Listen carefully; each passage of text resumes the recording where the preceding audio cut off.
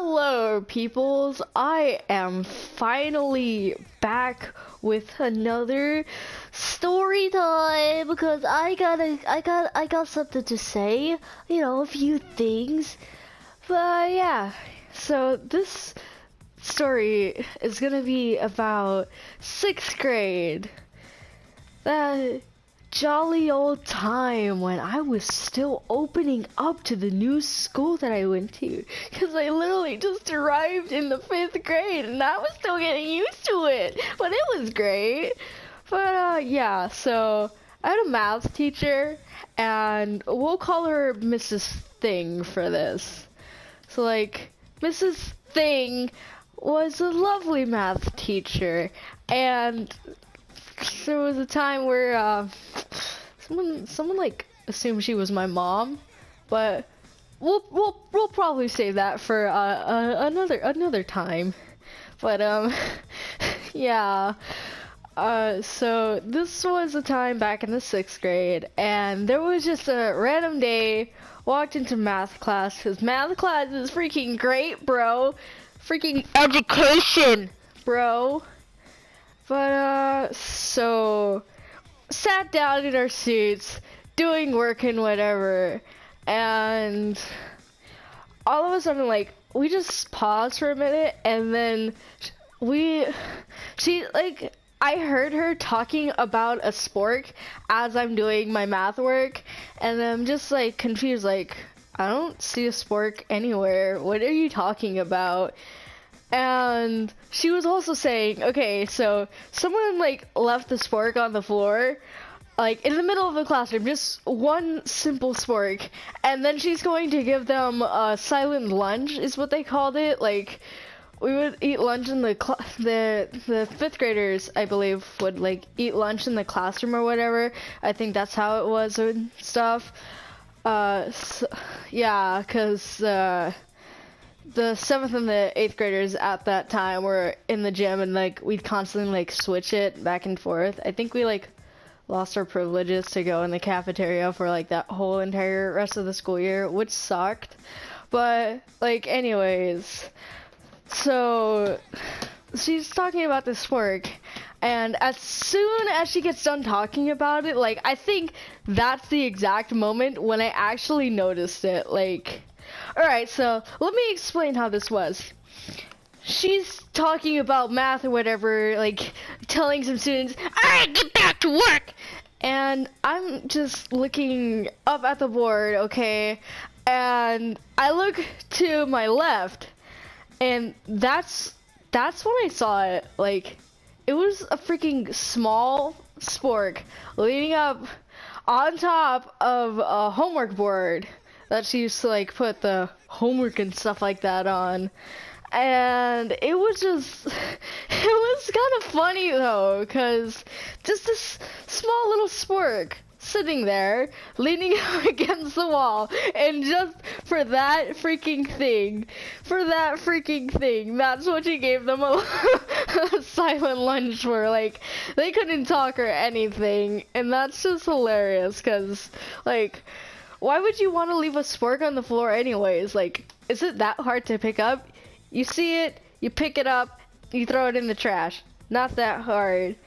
And like, you know, their class had to be like, oh come on, what the heck, bro? We're getting a punishment for that, man? That's not cool. Cause like, kids are just like that these days, you know? They just want their way. And like, can't have that. Like, no. But literally, that's basically it, but not it. Cause I found it like funny, and it was like so freaking late, like right after, when I started laughing at it, and I was just like, all right. So my math teacher looked at me, and I was just like playing it cool and everything, like, yeah, I'm working, just looking at my questions and totally not trying to like laugh at things, but it got worse. It got worse.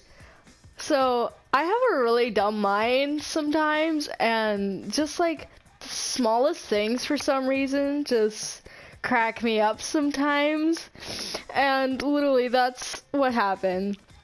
So in my head, that Spork had eyes and just dots, you know, just like if you ever watched Adventure Time, like how like their eyes are, it was just like that.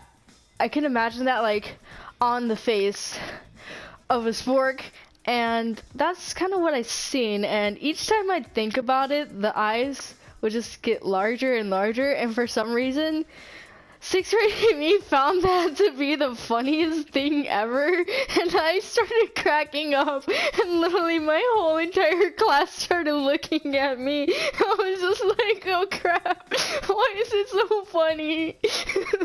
It's like, I was dying, man. I was dying, and, you know, people were just questioning me, and I didn't mean to be a disruption, and literally, my math teacher just looked at me from her desk like, you better get back to work. You better get back to work. And I did, and that was that. But I kept on laughing about it the whole entire way back to my next class that I was switching to, and still people were questioning me, and I just couldn't talk. I really couldn't talk. I couldn't explain it without people thinking I'm just like a freaking weirdo.